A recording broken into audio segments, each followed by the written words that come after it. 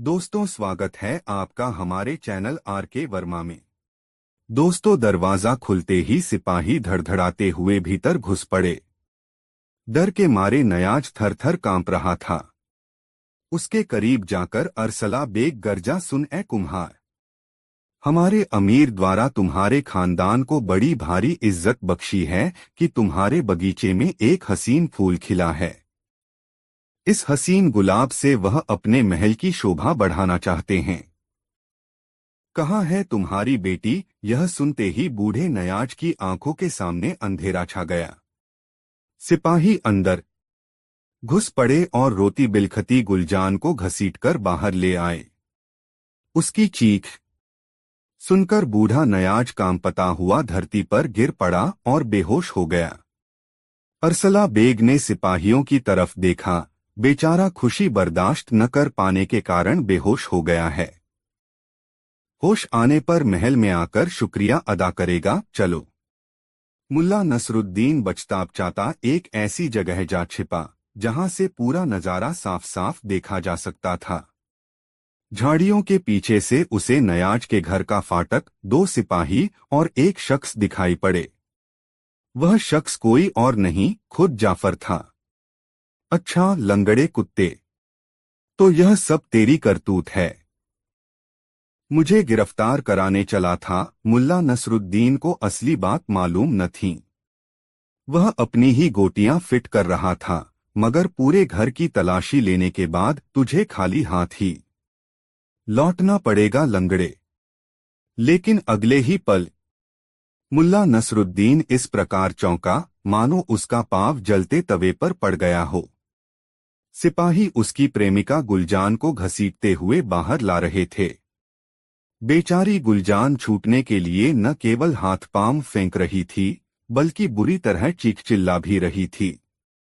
सिपाहियों ने उसे कसकर पकड़ा हुआ था। वे उसे ढालों की दोहरी कतार से घेरकर ले जा रहे थे। यह देखकर मुल्ला नसरुद्दीन के तनबदन में आग सी लग गई।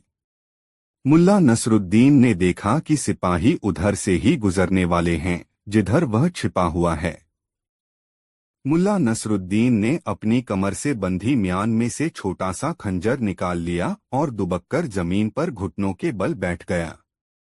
कुछ देर बाद जाफर उसके आगे से निकला। जैसे ही उसने हाथ उठाकर जाफर पर वार करना चाहा, वैसे ही एक मजबूत हाथ ने उसके हाथ को वहीं दबा दिया। यह हाथ यूसुफ लोहार का था। चुपचाप पड़े रहो, तुम अकेले हो और वे 20। तुम उस बेचारी की कोई मदद तो नहीं कर पाओगे, बल्कि अपनी जान से हाथ धो बैठोगे। मेरी बात को समझने की कोशिश करो। काफिला आगे निकल गया। तुमने मुझे क्यों रोक लिया यूसुफ भाई? इस जिंदगी से तो लड़ते लड़ते मर जाना ही बेहतर है, नसरुद्दीन ने जोश में भरकर कहा। मैं बाजार से ही उन सिपाहियों का पीछा कर रहा था। खुदा का शुक्र है कि मैंने ठीक समय पर आकर तुम्हें रोक लिया। शेर या रया हथियार वालों का निहत्थे मुकाबला करना कोई समझदारी नहीं है। तुम्हारी प्रेमिका की वापसी ताकत से नहीं, बल्कि दिमाग व चालबाजी से संभव है, इसलिए ठंडे दिमाग से सोचो। मत भूलो कि ठंडा लोहा हमेशा ही गर्म लोहे को काटता है। लोहार किसी बुजुर्ग की भांति उसे समझा रहा था। शुक्रिया लोहार भाई। मैं सचमुच आवेश में आ गया था, मगर अब मैं तुम्हें भरोसा दिलाता दिलाता हूं कि मैं अपनी बुद्धि, बल और हथियारों का कभी भी दुरुपयोग नहीं करूंगा। यह कहकर मुल्ला नसरुद्दीन ने लोहार से विदा ली। मुल्ला नसरुद्दीन जब वापस जा रहा था तो उसने सिपाहियों से पीछे छूट गए जाफर को लंगड़ाते हुए अपनी ओर आते देखा। जाफर की नजर भी उस पर पड़ चुकी थी, लेकिन उसे देखते ही वह लपककर एक घर में घुस गया और अंदर से सांकल चढ़ा ली। मुल्ला नसरुद्दीन क्रोध से चीखा, सावधान सांप के बच्चे जाफर!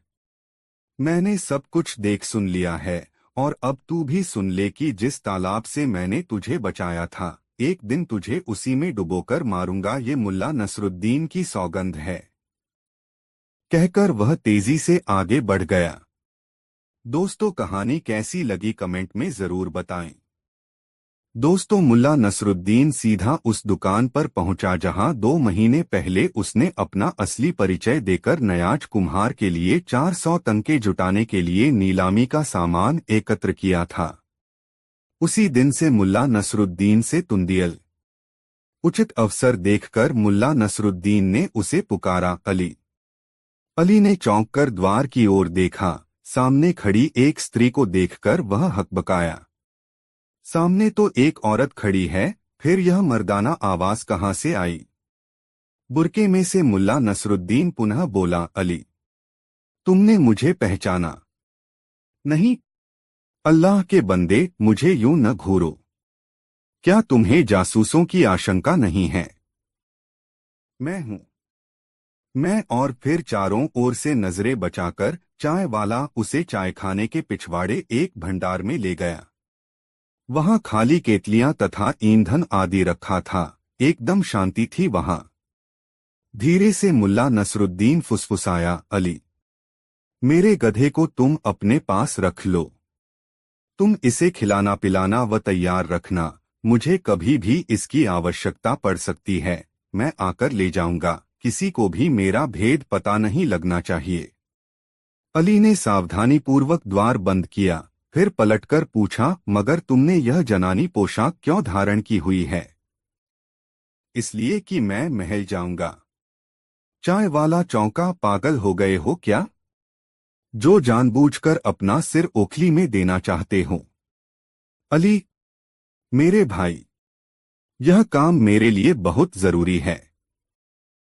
तुम जल्दी ही समझ जाओगे कि ऐसी कौन सी मजबूरी है जो मैं यह जोखिम भरा कदम उठा रहा हूं। आओ मेरे दोस्त, मुझसे गले मिलो। न जाने। नहीं नहीं दोस्त, ऐसा मत कहो, चाय वाला बोला। तुम खुदा के नेक बंदे हो और जिस काम से भी वहां जा रहे हो उससे किसी का भला ही होगा। जो लोग दूसरों की भलाई के लिए जीते मरते हैं, अल्लाह उनका बाल भी बाका नहीं होने देता। उसने आंखों में आंसू लिए गले मिलकर उसे विदा किया।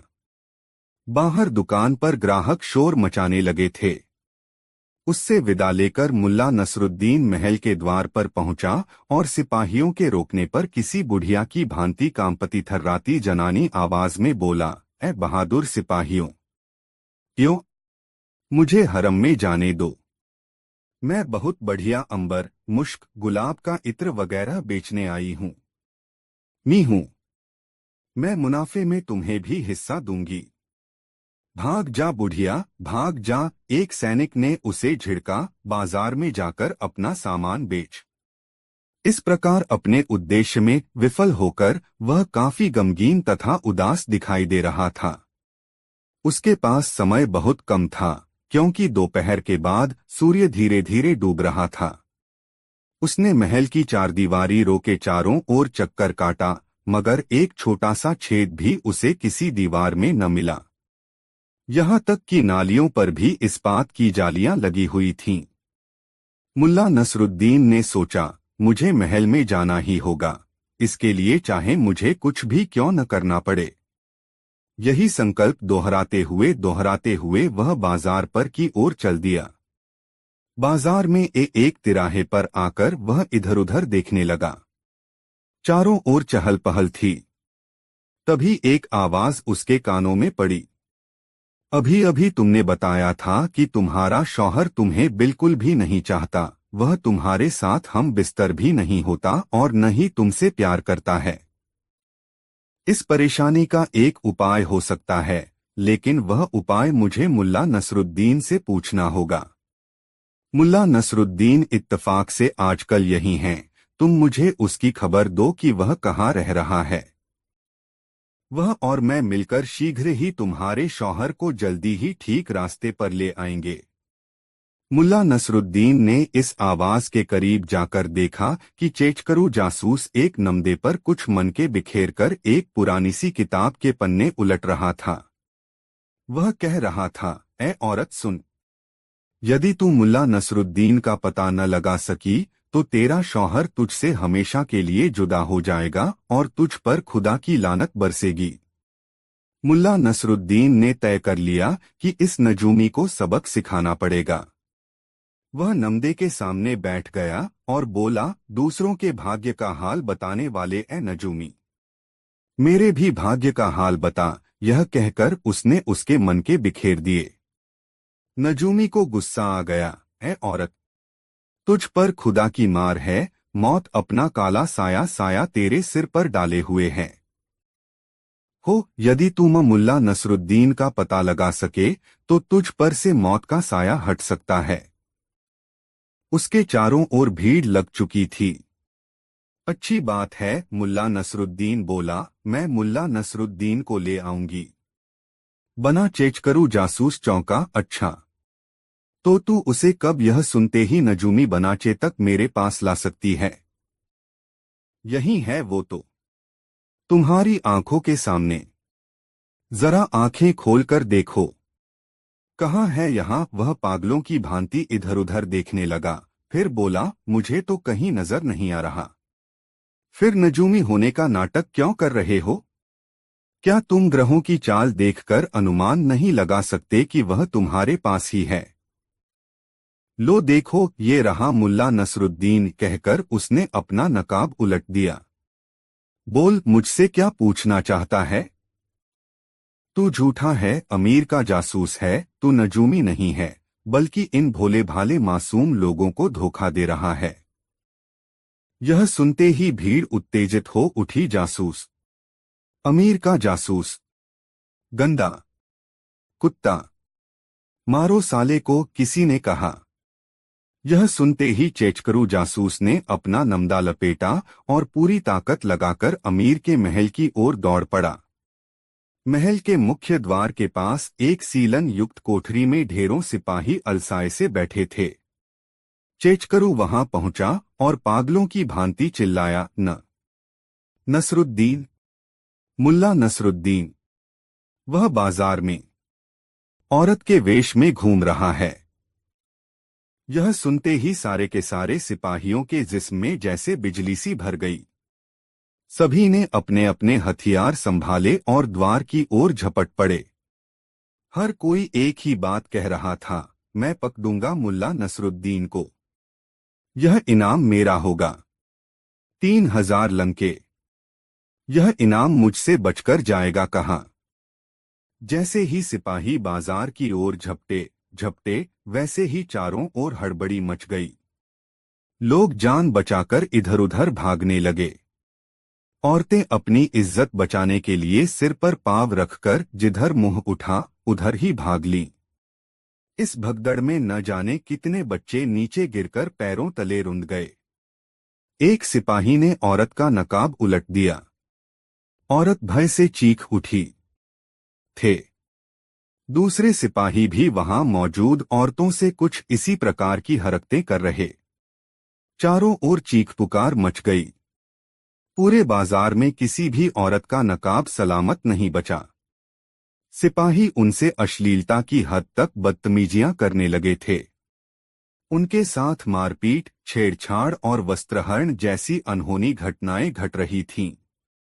कोई भी कुछ समझ नहीं पा रहा था कि आखिर माजरा क्या है। औरतें अपनी सहायता के लिए चीख रही थीं, बचाओ, अरे कोई तो इन दरिंदों से हमें बचाओ। एक भिश्ती अपनी बीवी को बचाने की कोशिश में सिपाहियों से भिड़ गया। उसे देखकर अन्य राह चलते और दुकानदार आदि भी औरतों को बचाने के लिए सिपाहियों से जूझने लगे। सिपाही तलवारों से भीड़ को खदेड़ रहे थे। भीड़ भी अब हमलावर हो चुकी थी। वे सिपाहियों पर बर्तन, जूते, चप्पलें या और जो भी दूसरी चीज हाथ में आती फेंक मारते। लोहारों ने लोहे की नाले उन्हें फेंक फेंक कर मारी। कुम्हारों ने अपने घड़े उनके सिरों पर फोड़ दिए। चाय वालों ने गर्म पानी से भरी केतलियां उन पर फेंकनी शुरू कर दी। अब जब पब्लिक भड़की तो सिपाहियों को अपनी जान बचानी भारी पड़ गई। चारों ओर हाहाकार मच गया। अमीर जो अपने महल में चैन की नींद सो रहे थे, इस शोरगुल को सुनकर चौंक पड़े। उन्होंने खिड़की खोलकर बाहर का नजारा देखा तो दंग रह गए। फिर घबराकर उन्होंने जल्दी ही उसे बंद कर दिया। अभी हलक फाड़कर वे किसी को पुकारने ही वाले थे कि बख्तियार घबराया हुआ दौड़कर भीतर दाखिल हुआ। उसके चेहरे पर हवाइयां उड़ रही थीं। उसने कांपते हुए अमीर के आगे सिर झुकाया। हाँ हुजूर हुजूर। अबे आगे भी तो बेग कहाँ मर गया? तोपे तैनात हैं। अरसला बोल कमबख्त। कुछ कहाँ पर अरसला बेग भी काम पता हुआ अमीर के सामने आ गया। वह घुटनों के बल जमीन पर गिर पड़ा और गिड़गिड़ाते हुए बोला, मेरे आका, मैं आपका गुनहगार हूं। मेरा सिर धड़ से जुदा करने का हुक्म जारी करें। कहते कहते वह रो ही पड़ा। अरसला बेग, अरसला बेग, धीरज से काम लो। अमीर उसके आंसुओं से प्रभावित होकर बोले, आखिर यह सब क्या हुआ? ए मेरे विद्वान आका, ए मेरे, इस प्रकार मिमियाना छोड़ो। खुलकर बताओ कि आपकी परेशानी और बदहवासी का क्या कारण है। बाजार में क्या हो रहा है? राज्य की हालत कैसी है? मुल्ला नसरुद्दीन, मेरे आका, वह औरत के वेश में घूम रहा है। यह सब उसी की करतूत है मेरे मालिक। मैं लाख कोशिश के बाद भी उसे पकड़ नहीं सका। मेरा सिर कलम करवा दीजिए, अरसला बेग ने पश्चाताप करते हुए कहा। यह सुनते ही अमीर ने अपना सिर थाम लिया। उसकी आंखों के सामने अंधकार सा छा गया और उसे ऐसा लगा मानो वह गम की गहरी खाई में डूबता चला गया हो। दोस्तों, यह कहानी आपको कैसी लगी कमेंट बॉक्स में जरूर बताएं। दोस्तों, मुल्ला नसीरुद्दीन बगदाद जा रहा था। रास्ते में वह एक सराय में रुका। सराय में कुछ अफीमची पहले से डेरा जमाए हुए थे। जब मुल्ला नसीरुद्दीन पर उनकी नजर पड़ी तो उन्होंने उसे अपनी चैकड़ी में शामिल कर लिया। पहले तो उनके बीच सामान्य शिष्टाचार की बातें हुईं। फिर धीरे धीरे बातूनी अफीमचियों की बनाई। मुल्ला नसीरुद्दीन के पास उनकी बातें सुनने के अलावा कोई चारा नहीं रहा। उन अफीमचियों में एक व्यक्ति सुल्तानी सेना का सिपाही था। उसने हाकना शुरू कर दिया है। दोस्तों, आज मैं तुम लोगों के बीच हूं। यह तुम लोगों के लिए किस्मत की बात है। जानते हो क्यों? इसलिए कि मैं एक ऐसा सिपाही हूं जिसकी वीरता की गूंज आज भी सुल्तानी सेना में बरकरार है। 5 साल पहले जो युद्ध हुआ था उसकी चर्चा तुम लोगों ने सुनी होगी। उस युद्ध में मैं भी लड़ा था। एक दिन दुश्मनों के सैकड़ों सिपाहियों ने मुझे घेर लिया। मैं जरा भी नहीं डरा। अपने दोनों हाथों में तलवार लेकर मैं दाएं बाएं, आगे पीछे चकर घिन्नी की तरह तलवार चलाता रहा और दुश्मनों की गर्दनें कटती रहीं। कचा छपाक खच। थोड़ी देर में ही दुश्मन सेना के सारे सिपाहियों की लाशें युद्धभूमि में बिछ गईं। मुल्ला नसीरुद्दीन अब तक उस सिपाही की बातें बड़े गौर से सुन रहा था। उस सिपाही के चुप होते ही मुल्ला नसीरुद्दीन ने अपनी दाढ़ी सहलाते हुए कहा, मैंने भी एक बार दुश्मन सेना के सिपाही के दोनों पैर तलवार के एक ही प्रहार से उड़ा दिए थे। खचाक। मुल्ला नसीरुद्दीन ने तलवार चलाने का अभिनय करते हुए कहा। अफीमचियों की तंद्रा अचानक टूटी और वे मुल्ला नसीरुद्दीन की तरफ अचरज भरी नजरों से देखने लगे। उनमें से एक ने मुल्ला नसीरुद्दीन से पूछा, क्यों भाई, तुमने सिर क्यों छोड़ दिया? पैर क्यों काट दिए? इसमें कोई राज की बात है तो बताओ। राज की बात क्या खाक होगी, मुल्ला नसीरुद्दीन ने हंसते हुए कहा। अरे भाइयों, मैंने दुश्मन के दोनों पैर इसलिए काटे थे कि उसके सिर पहले ही धड़ से अलग किए जा चुके थे। मुल्ला नसीरुद्दीन की बात सुनकर सभी हंसने लगे। उनको हंसता छोड़कर मुल्ला नसीरुद्दीन अपने कमरे में चला आया। मुल्ला नसीरुद्दीन जब बुखारा में था तब उसकी शोहरत बुलंदियों पर थी। बुखारा के अमीर लोग मुल्ला नसीरुद्दीन की सोहबत पसंद करते थे। जब कभी किसी रईस के घर कोई दावत होती तो वहां से मुल्ला नसीरुद्दीन का बुलावा अवश्य आता। मुल्ला नसीरुद्दीन भी ऐसी दावतों में जाना पसंद करता था क्योंकि इससे कई तरह के लोगों से मिलना जुलना हो जाता था और आसपास घटित हो रही घटनाओं की जानकारी भी मिल जाती थी। एक दिन मुल्ला नसीरुद्दीन को बुखारा के एक बड़े रईस ने अपने घर दावत पर बुलाया। रईस के घर उसके पोते ने जन्म लिया था। पोते के जन्म से रईस बहुत खुश था। उसने बड़ी शान से पोते के जन्म का जश्न मनाने का फैसला किया था। इसलिए दावत में हर तरह के पकवान का इंतजाम उसने किया था। इस व्यवस्था के साथ ही उसने इस दावत में बखारा के सभी नामी गिरामी लोगों को बुलावा भेजा था तथा मुल्ला नसीरुद्दीन जैसे लोगों से खुद मिलकर गुजारिश कर आया था कि वह उसके घर दावत में जरूर आए। दावत के समय जब मुल्ला नसीरुद्दीन रईस के घर पहुंचा, उस समय तक रईस के लगभग सभी अतिथि वहां आ चुके थे। अतिथियों के बीच मुल्ला नसीरुद्दीन अपनी पतली लंबी दाढ़ी और अपनी नोकदार टोपी के कारण सबके आकर्षण का केंद्र बना हुआ था। लोग चैकडियों में खड़े बातें कर रहे थे। रईस के आग्रह पर दावत आरंभ हुई। दावत के दौरान रईस ने अपनी दौलत का हर संभव प्रदर्शन किया था। सोने की थाली, चांदी के कटोरे, सोने के चम्मच का दावत के दौरान भरपूर उपयोग हुआ था। मुल्ला नसीरुद्दीन के आगे वाली पांत में भोजन करने के लिए एक नीली शेरवानी वाला आदमी बैठा हुआ था। मुल्ला नसीरुद्दीन ने देखा कि उसने सोने का एक चम्मच, जिसके बेंट पर हीरे जड़े हुए थे, अपने बाएं हाथ से उठाया और इधर-उधर देखते हुए उस चम्मच को चुपके से शेरवानी की बाईं जेब के हवाले कर दिया। यह काम उसने इतनी चालाकी से किया था कि उसकी इस हरकत का उसके पास बैठे लोगों को भी अंदाज नहीं लगा। मुल्ला नसीरुद्दीन उस व्यक्ति पर अपनी निगाहें टिकाए रहा। जब पांत में बैठे लोगों का भोजन समाप्त हो गया, तब मुल्ला नसीरुद्दीन अपनी जगह से उठा और अपनी दाढ़ी सहलाता हुआ बड़े ही नाटकीय ढंग से बोला, अजीज दोस्तों, मैं मुल्ला नसीरुद्दीन हैं। कुछ दिन पहले मैं चीन के एक जादूगर का मेहमान था। मैंने जादूगर से कुछ रोचक और रोमांचक जादू सीखी है।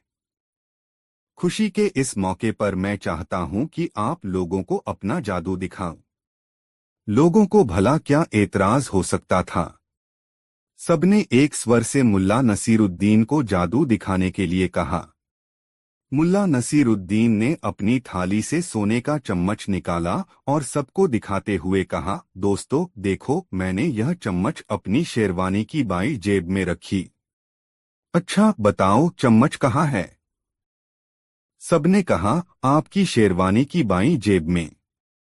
मुल्ला नसीरुद्दीन ने तपाक से कहा, गलत। फिर उसने दावत देने वाले रईस से कहा, जनाब, आप जरा नीली शेरवानी वाले महाशय की शेरवानी की बाईं जेब में हाथ डालकर देखें।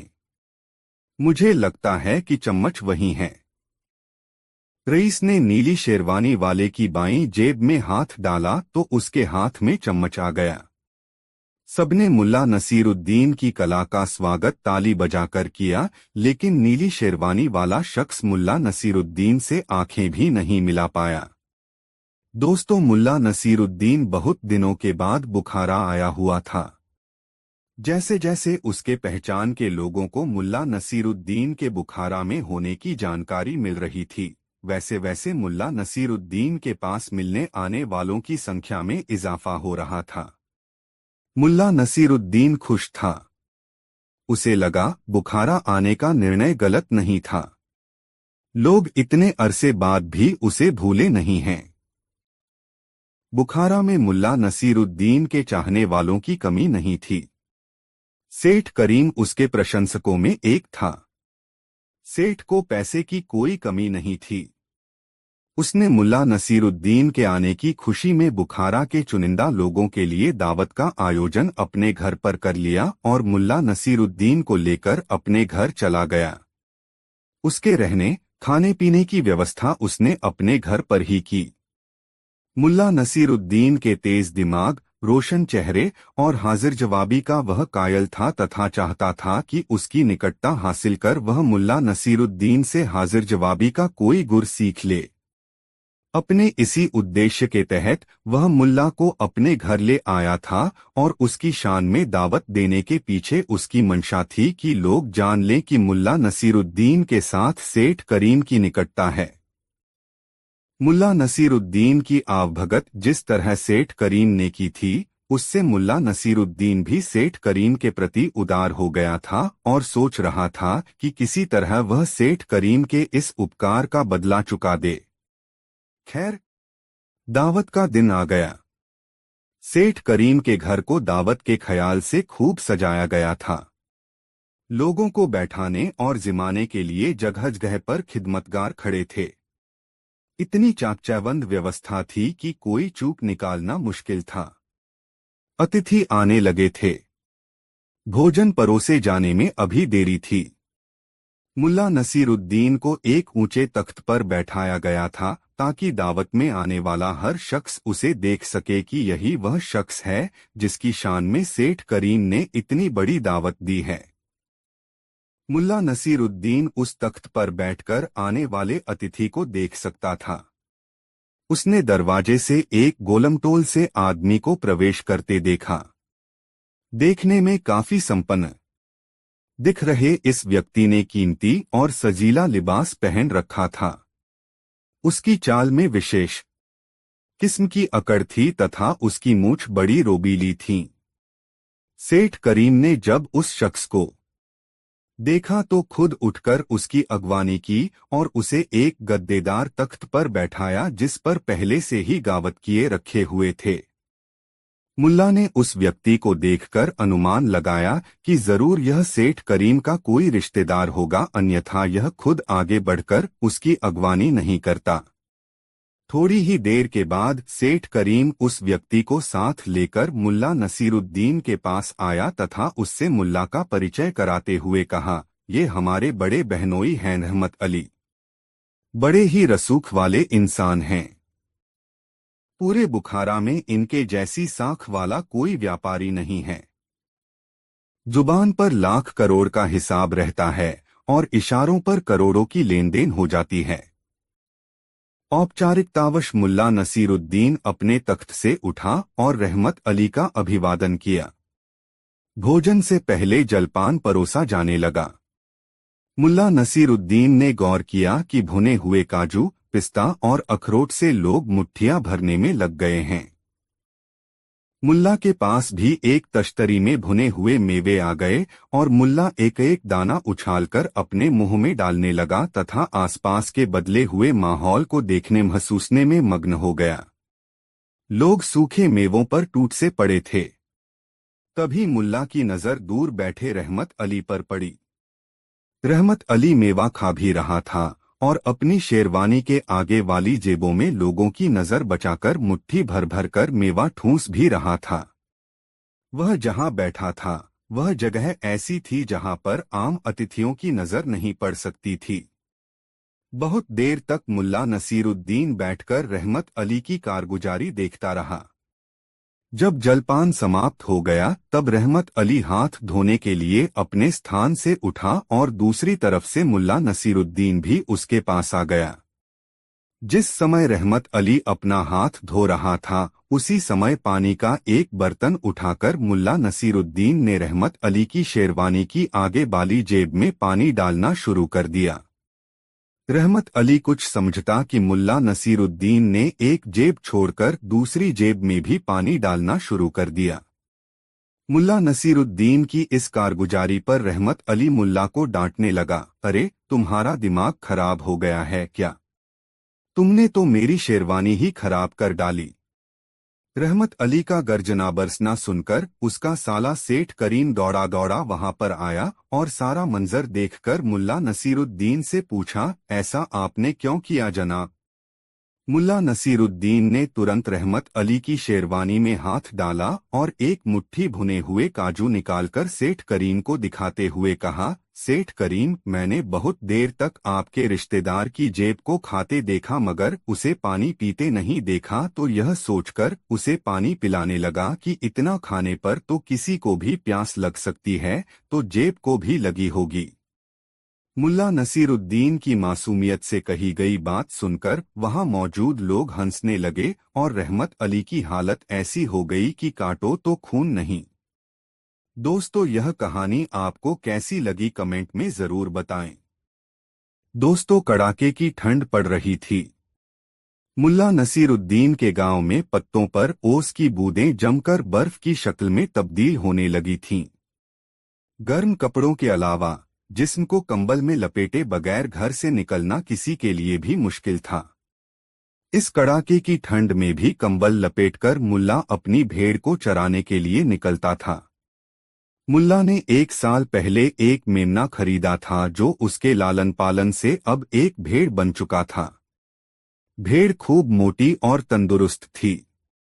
गांव में मुल्ला नसीरुद्दीन के जो संगी साथी थे वे इस भेड़ को लोलुप नजरों से देखा करते और प्रायः आपस में चर्चा करते, मुल्ला नसीरुद्दीन की भेड़ तो गजब की है यार, इसका मांस बहुत लजीज होगा। तो कोई कहता, मुल्ला को कहो इस भेड़ की दावत हमें दे। एक दिन मुल्ला के दोस्तों ने बैठकर विचार विमर्श किया कि मुल्ला से क्या कहा जाए कि उस भेड़ का गोश्त खाने को मिले। और इसके बाद बातों का एक ऐसा सिलसिला शुरू हुआ जिसकी कल्पना कभी मुल्ला नसीरुद्दीन ने नहीं की थी। मसलन मुल्ला नसीरुद्दीन एक दिन बाजार जा रहा था। तब उसे अचानक अपना दोस्त हनीफ आता दिखाई पड़ा। हनीफ रास्ते में उसे देखकर रुक गया और जब मुल्ला नसीरुद्दीन उसके पास पहुंचा तो हनीफ ने उसे टोका, सुनो भाई नसीर, तुमने सुना है कि 21 तारीख को ठंड के कारण धरती सिकुड़ जाएगी, जिससे ऐसा जलजला पैदा होगा कि दुनिया ही खत्म हो जाएगी। हनीफ की बात पर मुल्ला नसीरुद्दीन ने कहा, नहीं यार, मैंने नहीं सुना है। मगर यह बात तुमसे किसने कही? मुल्ला नसीरुद्दीन ने हनीफ से पूछा। हनीफ ने जवाब दिया, अरे वही मौलाना जावेद जो मदरसे में विज्ञान की बातें समझाते हैं। अरे मौलाना जावेद तो बिना तर्क के कोई बात ही नहीं करते, जरूर उनकी बात में वजन होता है। उन्होंने कहा है तो ठीक ही होगा। हनीफ की हाँ में हाँ मिलाकर मुल्ला नसीरुद्दीन आगे बढ़ गया। कुछ दूर जाने पर उसे महमूद मिल गया, उसके बचपन का साथी। उसने भी पूछा, नसीर, तुमने सुना 21 तारीख के प्रलय के बारे में? हाँ यार, हनीफ बता रहा था कि मौलाना जावेद से उसने यह बात सुनी है। हाँ यार, यही तो चिंता की बात है। मौलाना जावेद तो कोई बात कहने से पहले उसे विज्ञान की तराजू पर तौलते हैं और जब बात खरी उतरने वाली होती है तब ही कुछ बोलते हैं। महमूद ने कहा, देखें क्या सच है, कौन जाने। मौलाना मिलेंगे तो मैं उनसे पूछूंगा कि दरअसल बात क्या है, मुल्ला नसीरुद्दीन ने कहा और आगे बढ़ गया। इस तरह मुल्ला नसीरुद्दीन से उसका कोई भी दोस्त मिलता तो प्रलय वाली बात जरूर पूछ बैठता। एक दिन मुल्ला नसीरुद्दीन को मौलाना जावेद मिल गए बाजार के रास्ते में। कंबल में खुद को लपेटे लंबे लंबे डग भरते हुए जा रहे थे। मुल्ला नसीरुद्दीन ने सलाम करने के बाद मौलाना से प्रलय वाली बात पूछी और यह बताया कि पूरे गांव के नौजवान कहते फिर रहे हैं कि यह बात मौलाना जावेद ने बताई है। मौलाना जावेद ने जब यह खुलासा सुना तो मुल्ला नसीरुद्दीन से पूछा, नसीर, तुमसे यह बात किस नौजवान ने कही है? मुल्ला नसीरुद्दीन ने उत्तर दिया, हनीफ, महमूद, याकूब सभी तो कह रहे हैं। मौलाना जावेद ने एक लंबी हुंकारी भरी और मुल्ला नसीरुद्दीन से कहा, ये सभी कह रहे हैं तो समझो कि यह उनकी न की कोई सोची समझी शरारत है, तय और सावधान रहना। इतना कहकर मौलाना जावेद ने अपनी राह ली। मुल्ला नसीरुद्दीन यह सोचने लगा कि आखिर उसके दोस्त उससे गलत बात क्यों बताते रहे हैं, लेकिन उसके इस सवाल का जवाब हासिल नहीं हुआ। प्रलय वाली बात का सिलसिला जारी रहा और मुल्ला नसीरुद्दीन ऐसा बना रहा जैसे मौलाना जावेद से उसकी कोई बात ही नहीं हुई है। इस तरह 20 तारीख आ गई। मुल्ला नसीरुद्दीन के सभी साथी मुल्ला नसीरुद्दीन के घर पहुंचे और उससे कहने लगे, यार नसीर, हम लोगों को भेड़ का गोश्त खाने की बड़ी इच्छा है। कल प्रलय का दिन है। सारी धरती जलजले का शिकार हो जाएगी। हमारे बचे रहने का कोई कारण नहीं होगा। ऐसे में महज भेड़ के गोश्त के लिए हमारी रूह भटके, ऐसा तो तू भी नहीं चाहेगा यार। तुम्हारे पास भी भेड़ है, बस तू हम सबकी तमन्ना पूरी कर दे। हम सब मिलकर दुआ करेंगे कि तू प्रलय के बाद भी जिंदा रहे। दोस्तों की बात सुनकर मुल्ला नसीरुद्दीन मन ही मन मुस्कुराया और सोचा, भेड़ तो एक दिन कुर्बान होनी ही है।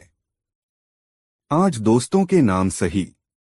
इसके बाद उसने कहा, ठीक है दोस्त, हम लोग भेड़ लेकर नदी किनारे चलते हैं। वहीं इसे ज़बाह करेंगे और बनाएंगे, खाएंगे, मस्ती करेंगे। सभी दोस्त खुश हो गए। भेड़ लेकर सबके सब कंबल में लिपटे नदी किनारे चल पड़े। नदी किनारे पहुंचकर भेड़ को ज़बाह किया गया, खाल उतारी गई, फिर गोश्त पकाया गया। सभी ने मिलकर खाया और मुल्ला नसीरुद्दीन इस पूरी प्रक्रिया में खामोशी अख्तियार किए रहा। उसकी खामोशी पर उसके दोस्तों ने कहा, यार बुत बना बैठा है और हम लोग इस धरती के अंतिम भोज का मजा ले रहे हैं। चल थोड़ा हंस लें। सुना है दिल खोलकर हंसने से विपत्तियां टल जाती हैं। क्या पता यह प्रलय भी टल जाए। मुल्ला नसीरुद्दीन अपने दोस्तों की हाँ में हाँ मिलाता हुआ बोला, हाँ मैंने भी सुनी है यह बात, मगर सुनी सुनाई बात पर कौन भरोसा करे। मुझे तो यार गोश्त खाने के बाद नींद आने लगी है। मुल्ला के दोस्तों ने जमकर दावत का मजा लिया था। वे भी अलसा गए थे। सबने कंबल जमीन पर बिछाए अपने अपने कोट उतारकर पेड़ पर टांग दिए और सो गए। शाम होते ही ठंड बढ़ गई। मुल्ला नसीरुद्दीन ने सभी दोस्तों के कोट पेड़ से उतारे और उन्हें एक जगह पर रखकर जला दिया। जलते कोटों की गर्मी से ठंड से राहत मिली। 2 घंटे और बीत गए। जब कोट का अलाव ठंडा हुआ तब मुल्ला नसीरुद्दीन के दोस्तों की नींद ठंड के कारण टूट गई। वे अलसाए हुए जगे। थोड़ी देर के बाद उनकी नजर उस ओर गई जहां उन लोगों ने अपने कोट टांगे। वहां कोट नहीं देखकर उन लोगों ने मुल्ला से पूछा, अरे यह क्या? कहाँ गए कोट? मुल्ला नसीरुद्दीन ने कहा, कल प्रलय होने वाला है, फिर कोट की जरूरत ही क्या। ऐसा सोचकर मैंने कोट जलाकर यहाँ गर्मी की थी। दोस्त एक दूसरे का चेहरा देख रहे थे, उनके मुंह से कोई बोल नहीं फूट पाया। दोस्तों वीडियो को एक लाइक जरूर करें। दोस्तों जिस तरह मुल्ला नसीरुद्दीन को चाहने वालों की कमी नहीं थी, उसी तरह उससे जलने वालों की भी कमी नहीं थी। उससे ईर्ष्या रखने वाले हमेशा ऐसे अवसर की ताक में रहते थे जिसमें उन्हें उसकी खिल्ली उड़ाने का मौका मिल जाए। एक दिन मुल्ला नसीरुद्दीन सुबह की सैर करने निकला था। हमेशा की तरह उसने लंबा चोगा और सलवार पहन रखा था। पांव में नक्काशीदार जूती थी और सिर पर नोकदार लंबी टोपी। अपनी दाढ़ी सहलाता हुआ मुल्ला अपनी गली में लंबे डग भर रहा था कि उसका एक पड़ोसी जो कहीं से आ रहा था, रास्ते में ठोकर लगने के कारण गिर पड़ा। मुल्ला नसीरुद्दीन उस समय उसके पास ही था, इसलिए बिना समय गवाए उसने उसे उठाया और उसके कपड़ों की गर्द झाड़ने लगा तो देखा उस व्यक्ति के पाजामे से घुटने के पास खून रिस रहा है। मुल्ला को यह समझते देर नहीं लगी कि उस व्यक्ति का घुटना गिरने के कारण जख्मी हो गया है। मुल्ला नसीरुद्दीन ने उस व्यक्ति से कहा, अपना पाजामा घुटने तक उठा लो, मैं गेंदा के पौधे के पत्ते तोड़ लाता हूं, उसका रस लगा देने से तुम्हारा जख्म भर जाएगा, खून गिरना तो तुरंत बंद हो जाएगा। इतना कहकर मुल्ला नसीरुद्दीन बिना किसी की इजाजत लिए एक घर के आगे सजावट के लिए लगाए गए गेंदे के पौधों से कुछ पत्तियां तोड़ने लगा। यह अहाता जिसमें गेंदा के पौधे लगाए गए थे रहमत खान का था। रहमत खान मुल्ला नसीरुद्दीन से बैर रखता था। उसे इस बात की रंजिश थी कि एक के ही मोहल्ले में रहते हैं वे मुल्ला नसीरुद्दीन को दूर दूर तक लोग जानते और मानते हैं, जबकि मुल्ला नसीरुद्दीन की माली हैसियत उसके आगे कुछ भी नहीं है और उसे कोई नहीं जानता। मानने की तो बात ही जुदा है। जब रहमत खान ने मुल्ला नसीरुद्दीन को गेंदा के पत्ते तोड़ते देखा तो उसके तन बदन में आग लग गई। जलन से वह सुलग उठा और झल्लाई आवाज में बोला, मियां नसीर, यह क्या कर रहे हो? गेंदा के पौधे मैंने घर की शोभा के लिए लगाए हैं और तुम उसके पत्ते नोच रहे हो, वह भी बिना इजाजत। मुल्ला नसीरुद्दीन जानता था कि रहमत खान उससे खार खाए रहता है, किंतु अभी वह वाकई बिना इजाजत उसके लगाए गेंदे पौधों के पत्ते तोड़ रहा है।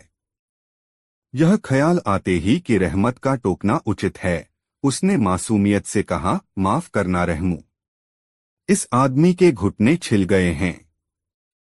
उस रिश्ते खून को देखकर मुझे कुछ भी ख्याल नहीं रहा सिवा इसके कि इसके जख्म से खून बहना बंद हो जाए। मैंने यहाँ गेंदे के पौधे देखे तो याद आया कि इसके रस से खून का बहना बंद हो सकता है। बस मैं गेंदा के पत्ते बेख्याली में तोड़ने लगा। ऐसा कहते हुए मुल्ला नसीरुद्दीन गेंदे के पत्तों को अपनी तलहथी पर मसलता भी रहा। रहमत खान मुल्ला नसीरुद्दीन को नीचा दिखाने पर आमादा था। उसने उससे कहा, हाँ ठीक है, पहले तुम इस आदमी का ठीक से इलाज कर लो। मैं भी एक हकीम की तलाश में था। अब तुम पास में हो तो क्या गम है, तुमसे ही अपना भी इलाज करवा लूंगा। दरअसल मुझे मालूम नहीं था कि तुम हकीमी भी करते हो। मुल्ला नसीरुद्दीन रहमत खान की बातों में छुपे व्यंग्य को समझ रहा था, मगर उसकी बातों पर ध्यान दिए बिना ही उसने उस चोटिल व्यक्ति के जख्म पर गेंदे के पत्तों का रस टपकाया। वाकई खून का बहना रुक गया। वह व्यक्ति मुल्ला नसीरुद्दीन को धन्यवाद कहता हुआ विदा हो गया। तब तक रहमत खान अपने दरवाजे पर खड़ा रहकर मुल्ला नसीरुद्दीन की हकीमी देख रहा था। जब मुल्ला नसीरुद्दीन अपने काम से मुक्त हुआ तब रहमत खान ने मुल्ला नसीरुद्दीन को व्यंग्य भरी ती से देखते हुए कहा, हो तो हकीम साहब, मुझे भी आपसे इलाज करवाना है। आप तो खुदाई खिदमतगार हैं, मेरा भी भला करें। मुल्ला नसीरुद्दीन समझ रहा था कि रहमत खान उसका मजाक उड़ा रहा है, मगर अपनी शैली में जीने का आदि मस्तमलंग मुल्ला अपने पड़ोसी रहमत खान की व्यंग्यबुझी बातों से अप्रभावित रहा और मुस्कुराते हुए पूछा, बताओ तो सही, तकलीफ क्या है? जितना तजुर्बा है उतनी मदद तो मैं किसी की भी करूंगा। रहमत खान ने मुल्ला नसीरुद्दीन के सामने खड़े होकर अपनी तोंद सहलाते हुए कहा, कल रात एक अजीब वाकया हुआ। वह भी तब जब मैं गहरी नींद सोया हुआ था। नींद में ही मुझे अकबकाहट महसूस हुई। मेरी आदत है कि मैं मुंह खोलकर सोता हूँ। अकबकाहट के मारे मुझे जम्हाई आई और जम्हाई के कारण मेरा मुंह पूरा खुल गया। मेरे घर में बहुत चूहे हैं। जिस वक्त मैं जम्हाई ले रहा था उसी वक्त एक चूहा तेजी से दौड़ता हुआ आया और मेरे मुंह में घुसकर गले की नली के रास्ते मेरे पेट में पहुंच गया और वहीं ऊधम मचाए हुए है। कोई ऐसा उपाय बताइए कि यह चूहा मरे और मेरे पेट में शांति हो। बस इतनी सी बात। यह तो कोई ऐसी समस्या नहीं है कि चिंतित हुआ जाए। मुस्कुराते और अपनी दाढ़ी सहलाते हुए मुल्ला नसीरुद्दीन ने कहा, देखो रेहन, तुम बड़ा सा मुंह खोलकर जम्हाई लेना जानते ही हो। बस कहीं से एक छोटी सी बिल्ली पकड़ लाओ और मुंह बड़ा सा करके बिल्ली को गटक जाओ और 2-3 बार बाएं से दाएं, दाएं से बाएं करवटे लो और इसके कुछ देर बाद एक कटोरा ठंडा दूध पी लो। फिर देखो कमाल, बिल्ली चूहे को निगल जाएगी और तुम्हारे पेट में चल रहा चूहे का ऊधम बंद हो जाएगा। और हाँ, यह समस्या तो केवल सामान्य ज्ञान से हल हो जाने वाली समस्या थी। इसमें हकीमी की कोई जरूरत ही कहाँ थी। इतना कहकर मुल्ला नसीरुद्दीन फिर से लंबे डग भरने लगा। वह अपनी दाढ़ी भी सहलाता जा रहा था और मस्त चाल से चल भी रहा था। और रहमत खान कभी मुल्ला नसीरुद्दीन को तो कभी अपने अहाते में गेंदे के पौधों को देख रहा था अटका सा। दोस्तों, वीडियो को एक लाइक जरूर करें। दोस्तों, मुल्ला नसीरुद्दीन की अपने गांव में बड़ी ख्याति थी। उसे लोग विद्वान मानते थे। मुल्ला कितना पढ़ा लिखा था यह कोई नहीं जानता था, मगर उसकी हाजिर जवाबी के कायल थे उसके गांव के लोग। बचपन में मदरसे से गायब रहने के लाख बहाने होते थे उसके पास। मदरसे के मौलवी के प्रश्नों का जिस कुशलता से उत्तर देकर वह कक्षा से गायब रहने का दंड भुगतने से बच जाता था, उसकी दूसरी मिसाल खोजने से भी नहीं मिलेगी। बस अपनी कुशाग्र बुद्धि और हाजिर जवाबी के कारण वह बचपन में ही होनहार मान लिया गया था और उसी के बूते जवानी में विद्वान कहा जाने लगा। मुल्ला नसीरुद्दीन पढ़ता लिखता न भी हो, मगर पढ़ने लिखने वाला दिखता अवश्य था। उसकी नुकीली दाढ़ी और नोकदार टोपी उसके बुद्धिजीवी होने की गवाही देते थे। बचपन से ही वह बुद्धिबल के सहारे जीता रहा। गांव में उसकी साख ऐसी हो गई कि अगर किसी को बुद्धि की बातें समझने की जरूरत होती या किसी उलझन से निकलने के लिए तरकीब की जरूरत होती तो वह मुल्ला नसीरुद्दीन के पास आ जाता और वह भी बड़े सूफियाना अंदाज में समस्याओं का निदान सुझा देता। भोले भाले ग्रामीणों को इस बात से मतलब नहीं था कि कितना पढ़ा है। उन्हें जरूरत तो केवल इस बात की थी कि वक्त जरूरत उनकी समस्याओं का निदान बताता रहे। गांव में मुल्ला नसीरुद्दीन की बुद्धि और ज्ञान की प्रसिद्धि ऐसी थी कि अगर किसी से पूछा जाता कि इस गांव में सबसे विद्वान कौन, तो जवाब मिलता मुल्ला नसीरुद्दीन। और यदि यह पूछा जाता सबसे बुद्धिमान कौन, तब भी जवाब होता मुल्ला नसीरुद्दीन। दोस्तों, मुल्ला नसरुद्दीन और खोई हुई उपतन। एक दिन मुल्ला नसरुद्दीन अपने गांव के बाहर किसी काम से जा रहे थे। रास्ते में एक व्यापारी ने उन्हें देखा और उनका स्वागत करते हुए बोला, मुल्ला साहब, आप तो बहुत ही समझदार और बुद्धिमान इंसान माने जाते हैं। क्या आप मुझे अपनी कुछ समझदारी दे सकते हैं? नसरुद्दीन मुस्कुराए और बोले, समझदारी तो किसी को मुफ्त में नहीं मिलती।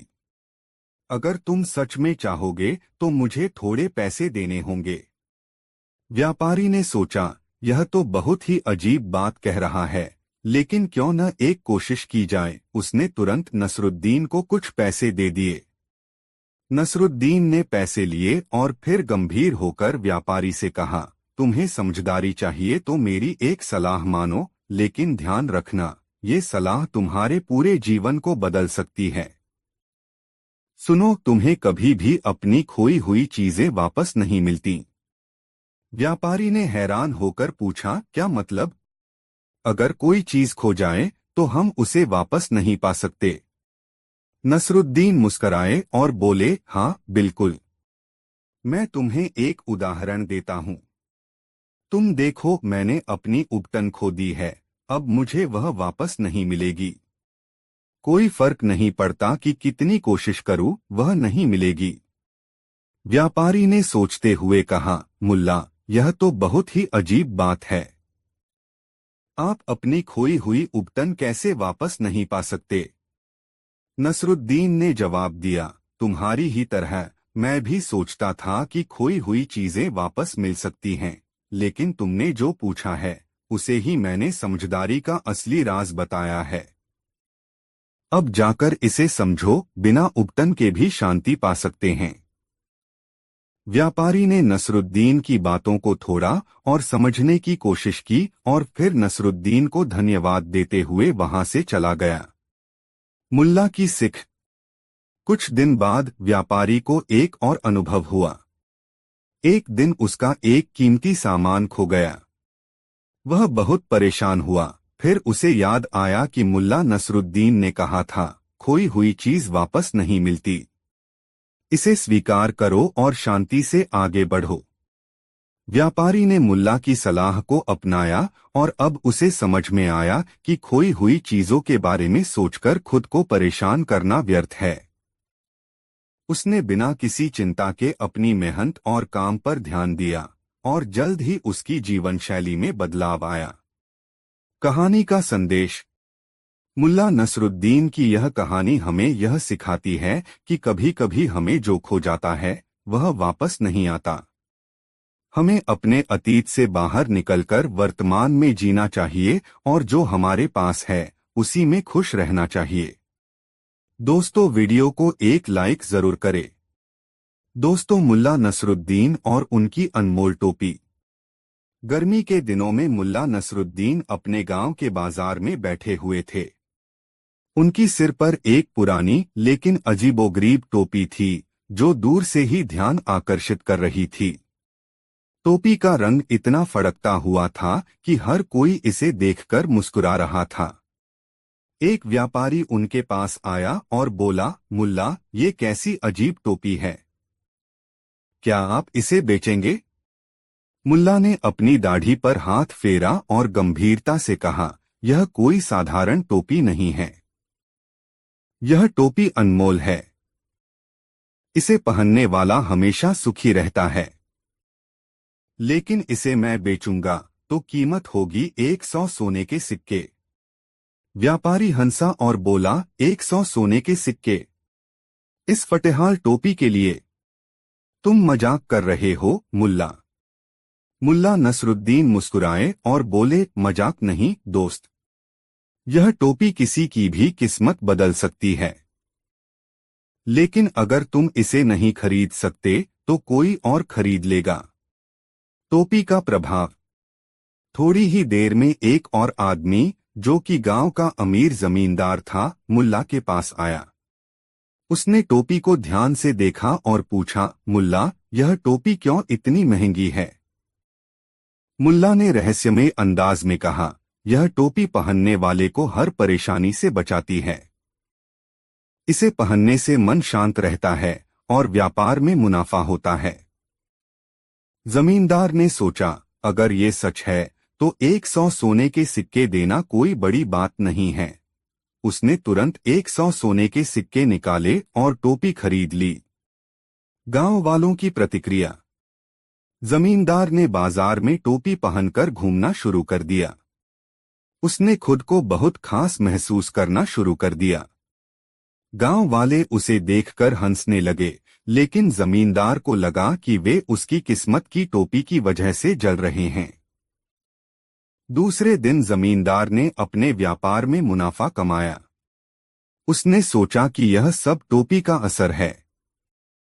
अब हर कोई उस टोपी को खरीदना चाहता था। मुल्ला की नई योजना। मुल्ला ने देखा कि उनकी टोपी मशहूर हो गई है। उन्होंने अपनी अलमारी से एक और पुरानी टोपी निकाली, उसे चमकदार रंगों से सजाया और बाजार में घोषणा कर दी, दूसरी टोपी आ गई है, लेकिन अब कीमत 200 सोने के सिक्के हैं। गांव वाले लाइन में लग गए। एक एक करके सबने टोपी खरीदी। असली ज्ञान। कुछ दिनों बाद गांव का ही एक आदमी मुल्ला के पास आया और बोला, मुल्ला, ये टोपी तो कोई जादू नहीं करती, ये तो सिर्फ एक साधारण टोपी है। मुल्ला ने हंसते हुए कहा, दोस्त, टोपी में कोई जादू नहीं है।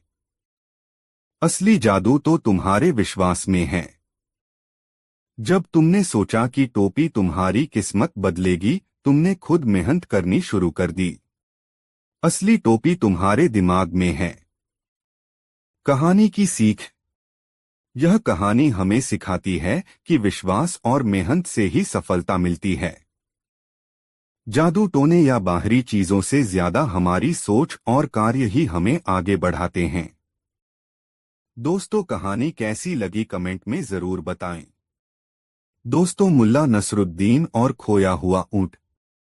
एक दिन मुल्ला नसरुद्दीन अपने गांव के पास वाले शहर जा रहे थे। रास्ते में उन्हें कुछ लोग मिले जो परेशान और चिंतित नजर आ रहे थे। उनमें से एक ने मुल्ला से कहा, ओ मुल्ला, क्या आपने एक भूरे रंग का ऊंट देखा है? वह हमारा ऊंट कहीं खो गया है। मुल्ला नसरुद्दीन ने अपनी दाढ़ी सहलाते हुए कहा। क्या वह ऊंट लंगड़ा है? आदमी हैरान होकर बोला। हाँ, बिल्कुल। यह तो सही है। लेकिन आपको कैसे पता? मुल्ला ने फिर पूछा।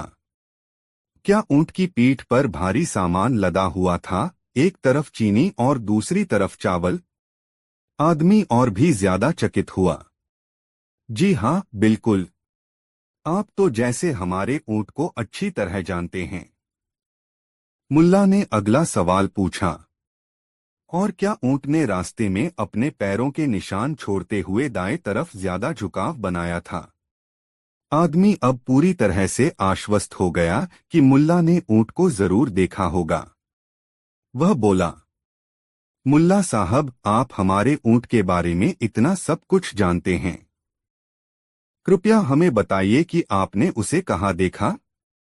मुल्ला की चतुराई। मुल्ला ने गंभीरता से कहा। मैंने तुम्हारे ऊंट को देखा ही नहीं है।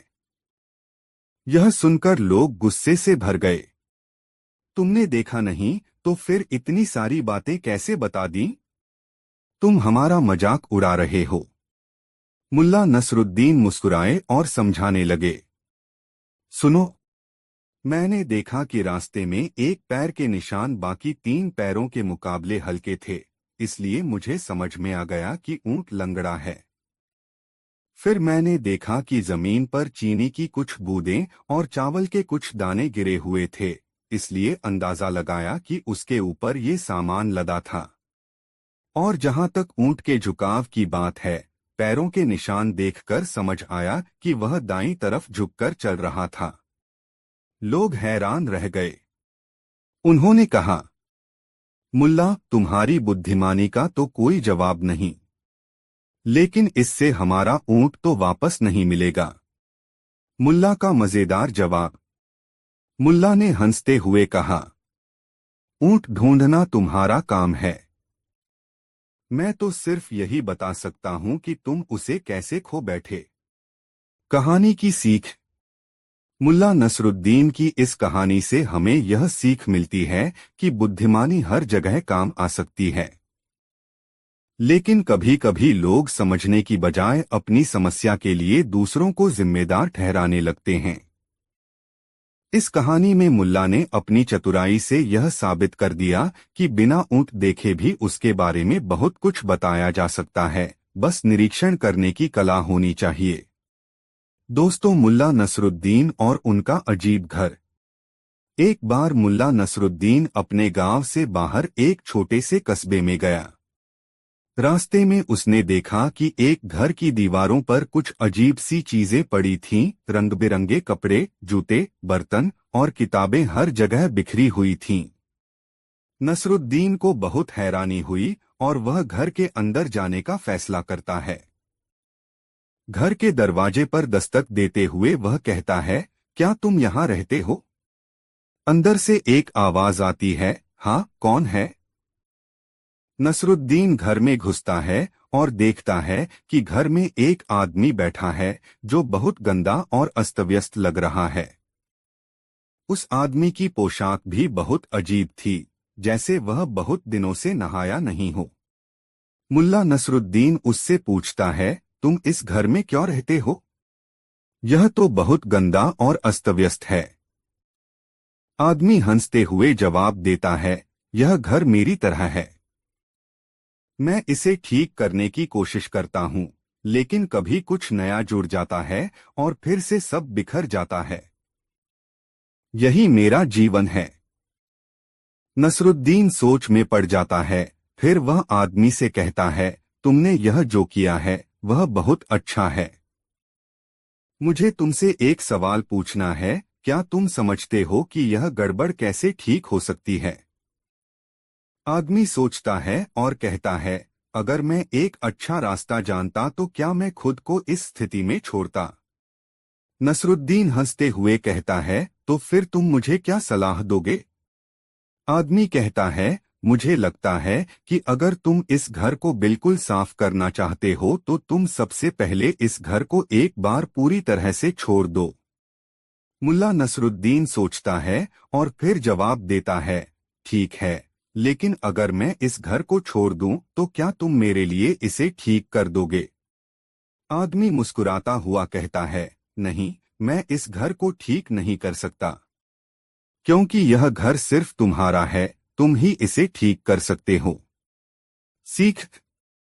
मुल्ला नसरुद्दीन की यह कहानी हमें यह सिखाती है कि हमें अपनी समस्याओं और परिस्थितियों को सुधारने के लिए खुद ही प्रयास करना चाहिए। दूसरों से मदद ले सकते हैं, लेकिन अंतिम जिम्मेदारी हमें खुद पर ही डालनी होती है। यह भी दिखाता है कि जिन समस्याओं को हम अनदेखा करते हैं वे हमें और ज्यादा उलझा सकती हैं। दोस्तों, वीडियो को एक लाइक जरूर करें। मुल्ला नसरुद्दीन और अजीबोगरीब वसीयत। दोस्तों, मुल्ला नसरुद्दीन के गांव में एक बहुत अमीर आदमी रहता था जिसका नाम अहमद था। अहमद के पास खूब दौलत थी, लेकिन उसकी कोई औलाद नहीं थी। जब वह बूढ़ा हुआ और उसे लगा कि उसका अंत निकट है, तो उसने अपनी वसीयत तैयार करने के लिए मुल्ला नसरुद्दीन को बुलाया। अहमद ने कहा, मुल्ला, मैं चाहता हूं कि मेरी संपत्ति सही हाथों में जाए। मैं चाहता हूं कि तुम मेरी वसीयत लिखो और इसे सबके सामने पढ़ो जब मैं मर जाऊं। मुल्ला ने कहा, ठीक है, लेकिन यह बताओ कि तुम्हारी वसीयत में क्या लिखा जाना चाहिए। अहमद ने कहा, मेरी इच्छा है कि मेरी आधी संपत्ति मेरी पत्नी को मिले, 1/4 मेरे भाई को और बाकी गरीबों में बांटी जाए। लेकिन मेरी अंतिम इच्छा यह है कि मेरी वसीयत ऐसी पहेली हो जिसे हल करने में सबका दिमाग लग जाए। मुल्ला नसरुद्दीन ने उसकी बात ध्यान से सुनी और वसीयत लिख दी। अहमद की मृत्यु और वसीयत की घोषणा। कुछ समय अहमद अहमद का निधन हो गया। गांव वाले उसकी वसीयत सुनने के लिए इकट्ठा हुए। मुल्ला नसरुद्दीन ने वसीयत निकाली और पढ़ना शुरू किया। मेरे पास 17 ऊंट हैं। मेरी पत्नी को आधे ऊंट दिए जाएं, मेरे भाई को 1/4 ऊंट और बाकी गरीबों में बांटे जाएं। अगर कोई इस पहेली को हल कर सके तो वही मेरे ऊंटों का सही बंटवारा करेगा। गांव वाले चौंक गए। 17 ऊंटों का आधा 8.5 होता है और ऊंटों को आधा काटा नहीं जा सकता। कोई भी इस समस्या को हल नहीं कर सका। मुल्ला नसरुद्दीन की चालाकी। गांव वाले परेशान हो गए और मुल्ला नसरुद्दीन से समाधान मांगने लगे। मुल्ला मुस्कुराए और बोले, चिंता मत करो, मैं इस समस्या को हल कर दूंगा। अपने ऊंट लाओ। मुल्ला ने अपने एक ऊंट को जोड़कर ऊंटों की संख्या 18 कर दी। अब उन्होंने बंटवारा शुरू किया। एक पत्नी को आधे ऊंट 18 का आधा 9 ऊंट। 2 भाई को 1/4 18 का चौथाई 4.5, लेकिन इसे 4 ऊंट कर दिया। 3 गरीबों के लिए बचे ऊंट 18 9 + 4 5 ऊंट। अंत में मुल्ला ने अपना ऊंट वापस ले लिया और कहा, देखा, सबका हिस्सा पूरा हुआ और मेरा ऊंट भी सही सलामत। गांव वालों का सबक। गांव वाले मुल्ला नसरुद्दीन की चतुराई पर हंसे और उसकी प्रशंसा की। उन्होंने कहा, मुल्ला, तुम सचमुच सबसे समझदार हो। तुम्हारे बिना यह पहेली कोई हल नहीं कर सकता था। मुल्ला ने मुस्कुराते हुए कहा, बुद्धिमानी से समस्याएं हल करना आसान हो जाता है। कभी कभी समाधान आपके सामने होता है, बस उसे पहचानने की जरूरत होती है। कहानी की सीख। यह कहानी बताती है कि सूझबूझ और तर्क से किसी भी कठिन समस्या का हल निकाला जा सकता है। साथ ही मुल्ला नसरुद्दीन की मजाकिया लेकिन गहरी बातें हमें जीवन के बड़े सबक सिखा जाती हैं। दोस्तों, मुल्ला नसरुद्दीन और उनकी नई दुकान। एक दिन मुल्ला नसरुद्दीन ने सोचा कि क्यों न एक नई दुकान खोली जाए। वह हमेशा किसी नई और अजीबोगरीब आइडिया पर काम करने के लिए तैयार रहते थे। उन्होंने गांव के बीचों बीच एक छोटी सी दुकान खोली और उस पर बोर्ड लगा दिया, यहाँ बिकती हैं अद्भुत और जादुई वस्तुएं। गांव के लोग आश्चर्यचकित हुए कि मुल्ला ने ऐसी दुकान क्यों खोली है, क्योंकि वह हमेशा अपने मजेदार और विचित्र उपायों के लिए जाने जाते थे। लोग उत्सुकता से दुकान में आने लगे और मुल्ला उन्हें एक एक करके अपनी जादुई वस्तुएं दिखाने लगे। पहली वस्तु आत्मा की चप्पलें। मुल्ला ने सबसे पहले एक जोड़ी चप्पलें निकाली और कहा, यह चप्पलें खास हैं। अगर आप इन्हें पहनेंगे तो आपको हर समय सही रास्ता मिलेगा। यह चप्पलें आपकी आत्मा को सही दिशा दिखाती हैं। गांव वाले हंसी में बोले, मुल्ला, यह क्या अजीब चीज है। क्या चप्पलें आत्मा को दिशा दिखा सकती हैं? मुल्ला हंसते हुए बोले, तुम लोग तो समझ नहीं पा रहे हो, लेकिन ये चप्पलें सच में जादुई हैं। तुम बस इन्हें पहनकर देखो। कुछ लोगों ने मजाक में चप्पलें पहन लीं और फिर वे सारा दिन इधर उधर घूमते रहे, यह सोचते हुए कि क्या वाकई उन्हें सही दिशा मिल रही है। मगर अंत में वे थककर वापस मुल्ला के पास आ गए। दूसरी वस्तु गम भुलाने वाली टोपी। मुल्ला ने एक और वस्तु दिखाई, एक बड़ी सी टोपी। उसने कहा, यह टोपी तुम्हें हर दुख और गम से निजात दिलाएगी। अगर तुम इसे पहनोगे तो तुम्हें कभी भी दुख नहीं होगा। गांव वाले मुस्कुराते हुए टोपी पहनने लगे। लेकिन जैसे ही वे टोपी पहनते, उनके गम और समस्याएं खत्म होने की बजाय और बढ़ने लगीं। एक आदमी बोला, मुल्ला, ये टोपी तो मेरी परेशानियां और बढ़ा रही है। मुल्ला हंसी के साथ बोले, तुमने कहा था कि तुम्हें गम नहीं चाहिए था, लेकिन असल में यह टोपी तुम्हारे गम को तुम्हारे सामने लाती है, ताकि तुम उनसे निपट सको। तीसरी वस्तु जादुई घड़ी। फिर मुल्ला ने एक घड़ी निकाली और कहा, यह घड़ी जादुई है। यह तुम्हें भविष्य में होने वाली किसी भी घटना का पूर्वानुमान देती है। गांव वाले हैरान हो गए और घड़ी देखने लगे। एक आदमी ने घड़ी का निरीक्षण करते हुए कहा, यह तो सामान्य घड़ी जैसी लग रही है, इसमें क्या खास बात है। मुल्ला ने मुस्कुराते हुए जवाब दिया, तुम अगर इसे ध्यान से देखोगे तो ये तुम्हें भविष्य दिखाएगी, लेकिन यह भविष्य भी तुम्हारे दिमाग की कल्पना पर आधारित होगा। यह घड़ी तुम्हें वही दिखाती है जो तुम देखना चाहते हो। अंत में सिखाया हुआ पाठ। सभी गांव वाले अब थोड़े भ्रमित हो गए थे और उन्होंने मुल्ला से पूछा, मुल्ला, तुम हमें इन अजीब वस्तुओं को क्यों बेच रहे हो? मुल्ला नसरुद्दीन ने हंसते हुए कहा, असल में मैं इन वस्तुओं के जरिए तुम्हें यह सिखाना चाहता था कि जिन चीजों को हम जादुई समझते हैं, वे असल में हमारी मानसिकता और सोच पर निर्भर करती हैं। जब तक तुम अपने विचारों को समझ नहीं पाओगे, तब तक कोई वस्तु तुम्हारे जीवन में बदलाव नहीं ला सकती। गांव वाले थोड़ी देर चुप रहे और फिर सब एक साथ मुस्कुराए, यह समझते हुए कि मुल्ला ने एक गहरी बात बताई थी।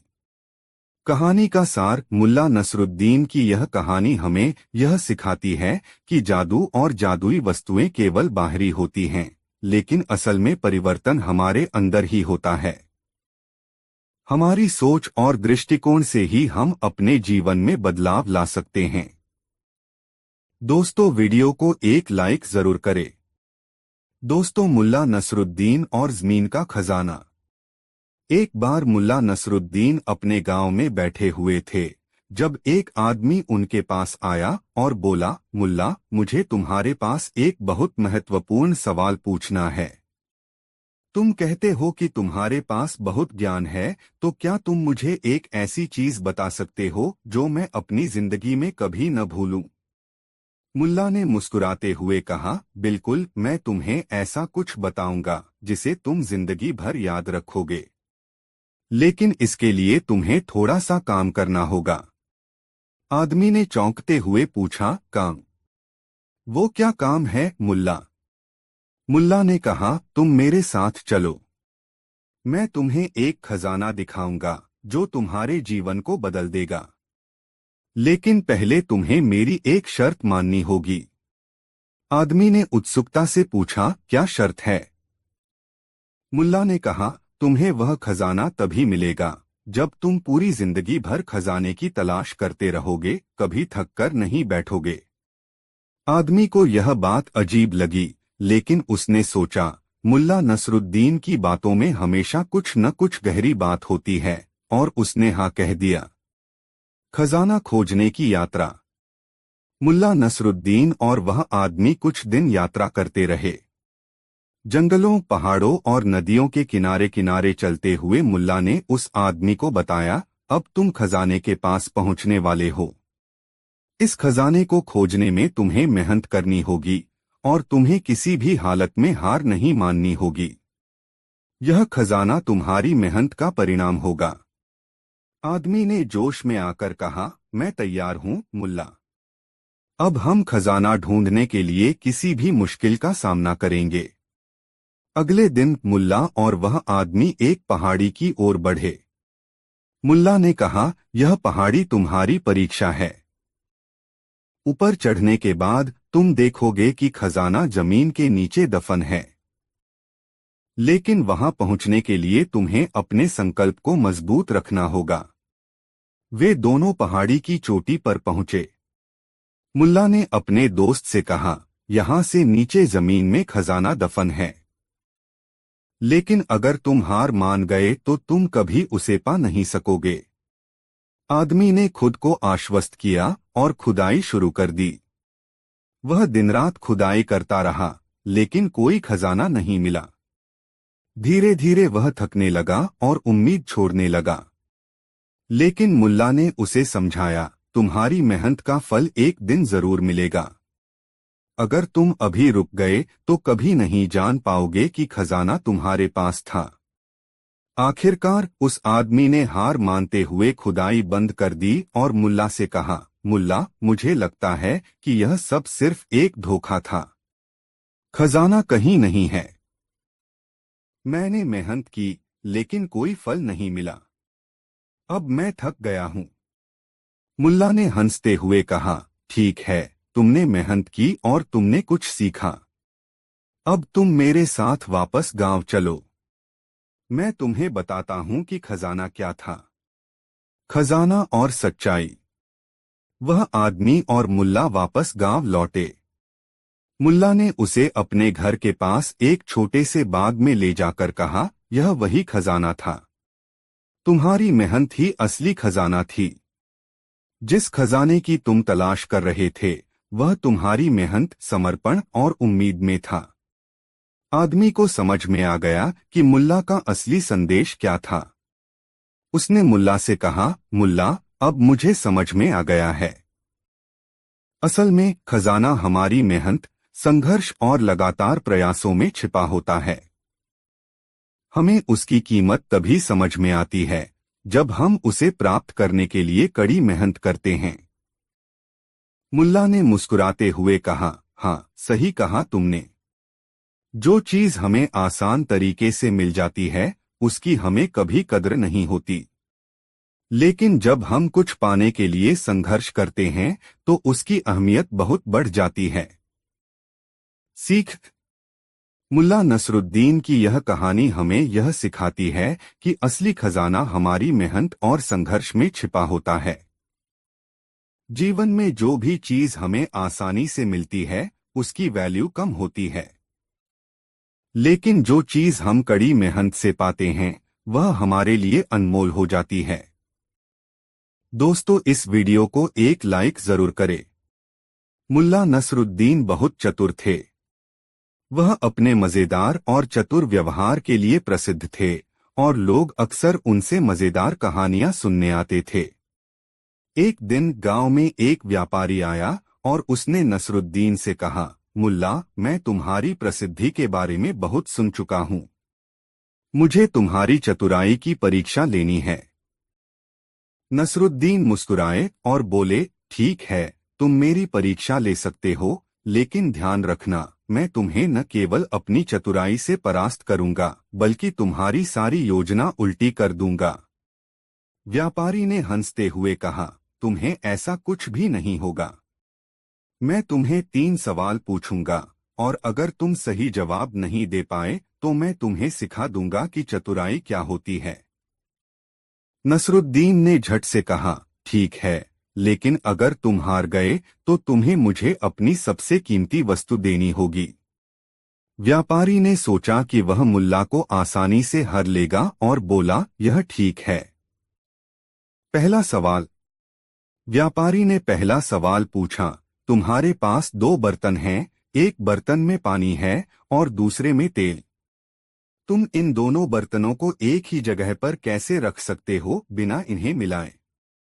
नसरुद्दीन ने सोचा और फिर कहा, तुम दोनों बर्तनों को एक साथ एक स्थान पर रख सकते हो, बस दोनों बर्तनों को एक एक हाथ से पकड़े रहो। व्यापारी चौंका, क्या यह जवाब है? नसरुद्दीन ने मुस्कराते हुए कहा, हाँ, तुम्हारे पास दोनों बर्तन एक ही जगह होंगे, लेकिन वो एक दूसरे से अलग रहेंगे। व्यापारी को कोई जवाब नहीं सूझा और वह चुप हो गया। दूसरा सवाल। अब व्यापारी ने दूसरा सवाल पूछा, यदि तुम्हें यह बताया जाए कि एक बाघ और एक शेर दोनों एक साथ एक जंगल में रहते हैं, तो तुम दोनों को कैसे शांत कर सकते हो? नसरुद्दीन हंसी में बोले, आसान है। दोनों को एक ही खाने की चीज दे दो, फिर देखो दोनों शेर और बाघ दोस्त बन जाएंगे। व्यापारी ने कहा, यह कोई चतुराई नहीं है। नसरुद्दीन मुस्कराए और बोले, लेकिन यह जवाब सही है। अगर दोनों को एक ही चीज मिल जाए तो क्यों नहीं शांत हो सकते? तीसरा सवाल। अंतिम सवाल व्यापारी ने पूछा, तुम एक बंजर भूमि पर हो जहां न पानी है न भोजन। तुम कैसे वहां जीवित रह सकते हो? नसरुद्दीन ने जवाब दिया, यह बहुत आसान है। मैं वहां पर रेत के बीच एक छोटी सी छाया बना लूंगा और बैठकर खुद से कहूंगा कि मैं बहुत खुश हूं और मुझे जीवित रहने की कोई चिंता नहीं होगी। व्यापारी ने चिढ़ते हुए कहा, क्या तुम्हारे पास कोई जवाब नहीं है? नसरुद्दीन मुस्कराए और बोले, यह सच्ची चतुराई है, खुश रहने की चतुराई। अंतिम परिणाम। व्यापारी को नसरुद्दीन के उत्तर समझ में नहीं आए और वह हार गया। उसने अपनी सबसे कीमती वस्तु, जो एक सुंदर अंगूठी थी, नसरुद्दीन को दे दी। नसरुद्दीन ने अंगूठी को लेकर कहा, याद रखना, सच्ची चतुराई सिर्फ दिमाग से नहीं बल्कि दिल से आती है। और जो खुद को खुश रखे वही सबसे चतुर होता है। कहानी से शिक्षा। यह कहानी हमें यह सिखाती है कि चतुराई सिर्फ बुद्धिमानी से नहीं आती, बल्कि जीवन को सरलता से और खुशी से जीने की कला भी होती है।